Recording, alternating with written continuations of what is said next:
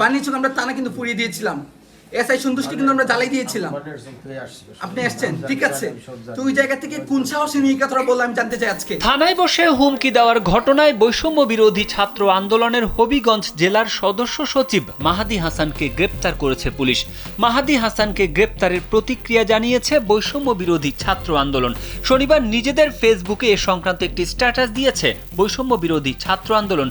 ওই স্ট্যাটাসে বলা হয়, হবিগঞ্জ জেলার পুলিশ সুপার ইয়াসমিন খাতুন আনুষ্ঠানিকভাবে ওসিকে হুমকি দেওয়া এবং নির্বাচনী পরিবেশ নষ্ট হওয়ার আশঙ্কা সহ নানা অস্পষ্ট ও অযৌক্তিক কারণ দেখিয়ে মাহাদি হাসানকে গ্রেপ্তারের কথা স্বীকার করেছেন। আরও বলা হয়, জুলাই যোদ্ধা মাহাদি হাসানকে অযৌক্তিকভাবে গ্রেপ্তারের দায়ে হবিগঞ্জ জেলার পুলিশ সুপার এবং শায়েস্তাগঞ্জ থানার ওসিকে অবিলম্বে প্রত্যাহার করতে হবে।